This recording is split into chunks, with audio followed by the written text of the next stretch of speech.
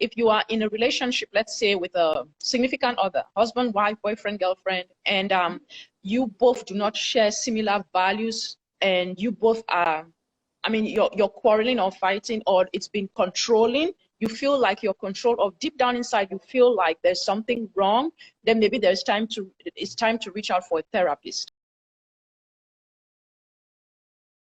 Thank you everyone for joining us on another episode of Iwing Marketplace Chit Chat, where we give the opportunity for entrepreneurs to talk about themselves. Right here, I'm with Therese. Therese, thanks for joining us today. Thank you, Mr. Ivan, for having me on Iwing Marketplace. It's a pleasure, and we're glad you're here to share some very good information to our community.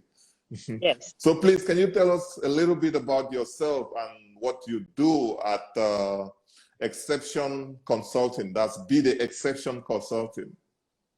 So yes, my name is Therese Fuh. I am a therapist / counselor / clinician. I live in the United States in Austin, Texas, or Round Rock, Texas. And what I do is I actually own a private practice since 2016 called Be the Exception Counseling PLLC. And I offer substance use or drug and alcohol abuse counseling, but also relationships, which is very important, right? Relationships, healthy relationships. What are unhealthy relationships? I do that as well. I offer mind and meditation instruction or counseling as well. I do grief and loss, unresolved grief and loss, trauma and crisis counseling. Mental health is a very big thing for me. Schizoaffective, ADHD, PTSD, anxiety, you know, those diagnoses. So I work with people with that as well, with therapy and treatment. And then also I offer energy healing, aligning your chakra, energy centers, and also keeping a positive affect as well. So I do a lot through that, especially with the relationships, because, you know, it incorporates how to live healthy with a substance use person and all that. Wow, that's really beautiful. And today we're talking about relationships. So yeah. I know I myself will be learning a lot from you and others. But can you tell us how you got into, you know, therapy and counseling? So this started back in Cameroon, actually. I'm from Cameroon originally. I did some work there. When I was in University of Boya, I did some internship programs at Hôpital General in Douala with the social department, social affairs, and I worked with HIV/AIDS clients. And then when I graduated from university, I worked in Yaoundé for the English and French Army in the HIV/AIDS world. I realized most of them abused back home. They call it banga, which is marijuana. So I moved to the United States in 2007, and I did a master's program and then several licensures and certifications to become a counselor and a therapist myself. I worked in different treatment modalities, intensive outpatient, residential, inpatient, outpatient treatment centers to develop my skill set, and then launched my own private practice in 2016.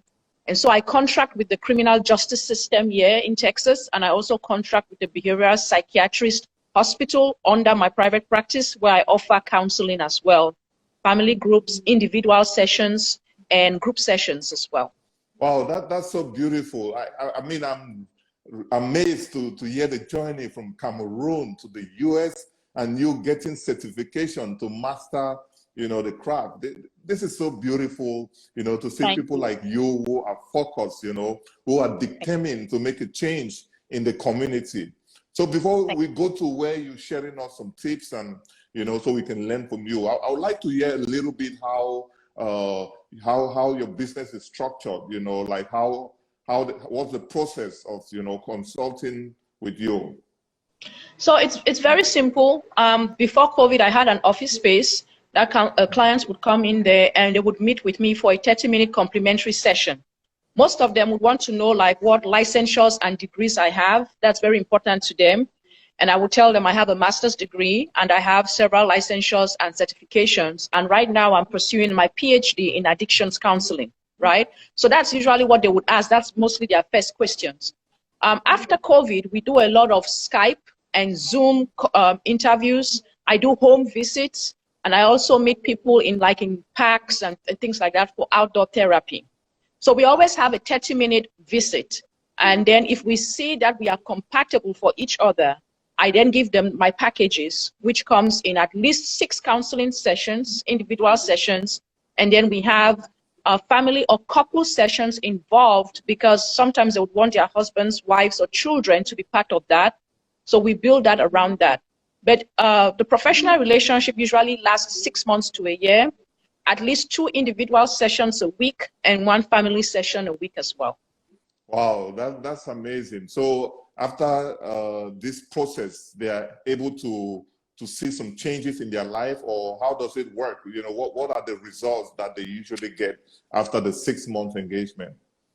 Well, after the 6 months engagement, because we've built treatment plans and objectives, I expect them to have implemented those weekly and daily assignments that I have given to them to incorporate into their lifestyles and into their attitudes and behaviors. And so after 6 months, I do a review and we see what do we add or reduce or take off or resolve in our treatment plan, what objectives and problem statements have been completed for them to move to the next one.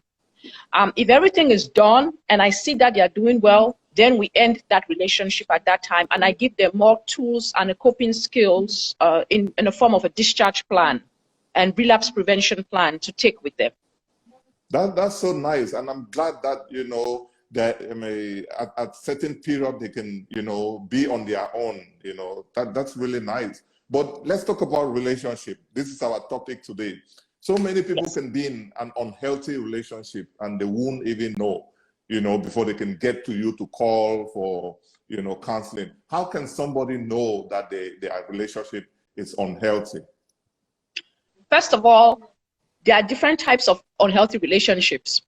The first thing is, if you are in a relationship, let's say with a significant other, husband, wife, boyfriend, girlfriend, and you both do not share similar values, and you both are, I mean, you're quarreling or fighting, or it's been controlling, you feel like you're controlled, or deep down inside you feel like there's something wrong, then maybe it's time to reach out for a therapist or to a therapist. If you feel like there is external influence, like external family members or friends coming into the marriage or into the dating relationship, and then that person's behaviors are changing or it's changing towards you, then maybe it's time for you to go for counseling. If it's controlling, you know, where the person tells you what to wear, when to sleep, how to dress, who to go visit, who not to visit, and you start being isolated, maybe it's time for counseling. Wow, that's really nice.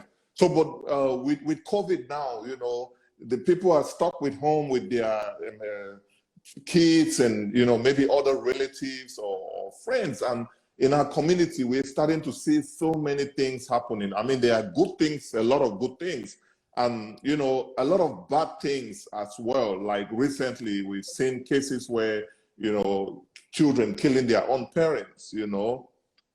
So all of these are signs that, you know, we need to work on ourselves, you know. So why is it important to keep a positive relationship or healthy relationship? Mm-hmm. It's very important to keep a positive or healthy relationship because, first of all, you need to be connected to the person, because people live together, right? Whether it's children, whether it's a family member or a friend, you are in the same environment. Setting boundaries, but healthy boundaries, listening to one another, but also making sure that, for example, your kids are not always on the cell phones or iPads, because what are they doing behind there? They are not isolating themselves, right? You involve them, listen to them, listen to your family members. Don't just dismiss what they have to say, because those things will improve that relationship in the house, and that will give you a positive mindset. Because yes, you're right, a lot of kids, unfortunately, in our African communities too, it's been increasing, where now they are not only just disrespecting their parents verbally or morally, they are actually killing them or threatening them. And so I offer anger management classes, where if you start seeing signs that your child has started changing, maybe that child is isolating, associating with wrong friends, being dismissive, his grades or her grades are dropping down, then I come in with anger management and life skill sessions as well. Wow, that's really nice. So again, there's cultural differences, you know, like raising children in Cameroon and raising children in the US, I believe is two different things, and it can be challenging, you know. And we're talking about relationships. So what are some of the tips you can give our parents out there in the community on how to raise their kids in the US in such a way that it will help them to build a relationship between them and the kids? First thing I would say is listen to your children. Always listen to them, but also let them have something to say, because sometimes we just demand, like, this is what you have to do, that's it. But meet them somewhere in the middle. Let them feel like they also matter and they are responsible with those decisions. Secondly, give them small tasks with little accomplishments and rewards. For example, if you keep your chores done for a whole week, you know, this is what I will reward you with. We may open a bank account and put in maybe $50 every week or $10 every week of your own money. Thirdly, get his or her friends, your children's friends, involved. Know them.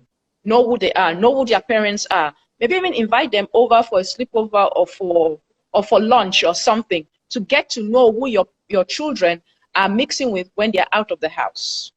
It helps also to give that child a sense of dignity and respect, to see that, okay, my mom or my dad is actually paying attention to what I do. Oh, that's nice. And, you know, despite all of this that we say, I find it that, you know, still in the US, it's difficult for kids, you know, to listen to their parents. You know, like back home, for some reason, kids, so many kids, you know, are respectful. So do you do like mother or father and daughter counseling? Yes, I do. I offer parental counseling, and I also offer parent and child counseling together. They are called family sessions. I usually give them assignments to do. For example, what changed? What changed in your child? When did you see the change? Why did you see the change? How did you see it? Same thing with the parent. What is it about your mom that you don't like? Some people will say, oh, my mother is nagging. Well, what does nagging mean to you, right? Because sometimes it's not that she's nagging, she's telling you the right things, but you don't want to listen because you've hit that puberty age and you think you know everything. So I come in there to respect that child, but at the same time also I point out those things that will help keep self-efficacy, but will also teach that child how to understand that it's not nagging, it's just kind of encouragement from their parents, because they want them to do better and best than they did and succeed out of Cameroon. Wow. So this is, I really like the information that you're sharing. And, you know, I know in our community, sometimes we're hesitant when it comes to counseling or, you know, going to therapy. But I mean, I'm encouraging everyone, you know, you can listen to Therese. I mean, she's giving some good advice, some good tips. So if you're going through stuff, you know, consult with her, you know, I'm pretty sure she's going to be able to help you. So we have this situation of like opium in the US, you know, at times kids get to a certain age, you know, and then they mix around with other kids and then they become addicted to substance. And that's something that you do. Do you have any tips on how, you know, we can control kids in our community not to go to that extent of, you know, being addicted to some of those substances? And if they're addicted, how can you help, you know, to cure the addiction? I've had several people reach out to me. So I work a lot with different races and cultures. And my specialty is with children. I work from the children as young as age 8. And so what I do is we don't only come up with that anger management program. I always tell them, enroll them in something like martial arts, dance class. Keep them busy. When you keep your child busy and then there's time for homework and be involved and stay home, it reduces that aspect of your child going out there and spending time with people or other young kids who will introduce them to marijuana, opium, and all of that, right? Secondly, also, the next thing you have to do is also, like I always say, don't shut down your child. If your child is telling you that they are uncomfortable with a situation or something, they're already telling you that they are slipping off, because sometimes we dismiss the kids and think that, oh, we just it's like a shutdown response. So listen and just let them vent. Let them vent. And then thirdly, I would say is not only do you put them in, dance class or martial arts and everything, but you can also send them for meditation classes. I offer meditations. You can also send them for an awareness group or an awareness class to learn what it's all about. And then of course, spending time in the house, giving them chores, teaching them those things, how to cook and all. It takes their time away. So those are things that I can say that you can start. Now, unfortunately, some kids are already smoking or doing other things before the parents realize that it's already too late. And so now, I always say there are times when you bring the child in or when you come in for help, if you are not deeply willing inside to change, change cannot really happen. That person has to be willing to change. Sometimes they come and they curse me out or they scream and all of that. But as the sessions go by, because I meet them where they are and I work from them, they are able to open up, and then I'm able to start putting in little tasks and little challenges, because kids like challenges. So I don't give them, with those ones, we don't really do like formal treatment plans. I just throw out challenges for the day or for the week, and they want to prove me wrong, but they're actually doing what I'm asking them to do. Wow, you've given so much tips and you've helped us to understand how to deal with this issue. I mean, I thank you a lot for all of this. But before we go, how can people book your services? So I'm available at 512-383-6030. I am also on my website, betheexception.site. Ivan was so generous to put my website also on the flyers and everything. So you can go on there, or you can Google Be the Exception Counseling, PLLC, and it will come up as well. It's so easy, it's user-friendly. You just click on it, send me a request. It comes directly into my email. Put your phone number and your name and what you want, and I'll reach out to you. And so I'm available, text message, phone number, or email. And do you have any giveaway for people who watch this episode, like? Oh. Yes, I have. So everybody who came on Ivan's show for the month of June, you have a 20% discount on all services that I offer. And on my website is very detailed breakdown on the services I offer as well. So we can discuss that too. Thank you so much, Therese. This has been wonderful. And I'm calling on everyone, don't wait for things to get out of hand. Don't wait for it to be too late. Make sure to seek help if you're going through any situation.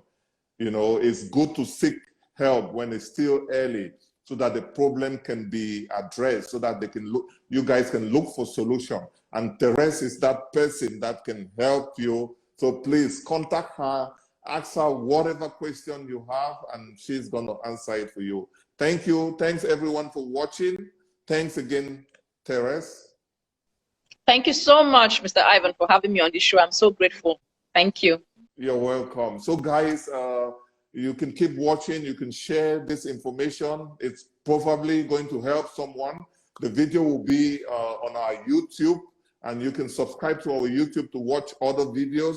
And you can also, if you're driving, you're too busy, you can listen to Iwing Marketplace podcast. This episode will be streaming on all podcast channels. Thank you very much for watching, guys. Thank you again, Therese, and we are out. Okay. Bye-bye.